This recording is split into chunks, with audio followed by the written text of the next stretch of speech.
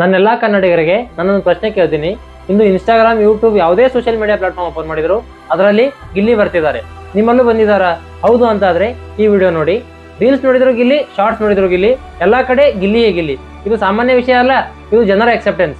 Big Boss season 12 ಶುರುವಾಗಿದ್ರಿಂದ ಗಿಲ್ಲಿ ಒಂದೇ ಒಂದು ಕೆಲಸ ಮಾಡ್ತಾ ಬಂದಿದ್ದಾರೆ. ರಿಯಲ್ ಆಗಿರೋದು, ಓವರ್ ಆಕ್ಟಿಂಗ್ ಇಲ್ಲ, ಫೇಕ್ ಡ್ರಾಮಾ ಇಲ್ಲ. ಜನರಿಗೆ ಈಗ ಡ್ರಾಮಾ ಬೇಡ, ಜನರಿಗೆ ಟ್ರುತ್ ಬೇಕು. ಅದು ಗಿಲ್ಲಿಯ ಸ್ಟ್ರೆಂತ್. ಮಾತಾಡ್ತಾನೆ ಅಂದ್ರೆ ಸ್ಟ್ರೇಟ್, ನಿಂತಲ್ಲೇ ಕೊಡೋರ ಪಂಚ್ ಡೈಲಾಗ್ ಇದೆಲ್ಲ ಕಲೆ. ಸುಮ್ನೆ ನಾನು ಅವ್ರ ತರ ಮಾತಾಡ್ತೇನೆ ಅಂದ್ರೆ ಬರೋದಲ್ಲ. ಬಿಗ್ ಬಾಸ್ ಮನೆ ಅಂದ್ರೆ ಜಗಳ, ಟಾಸ್ಕ್, ಗ್ರೂಪಿಸಂ.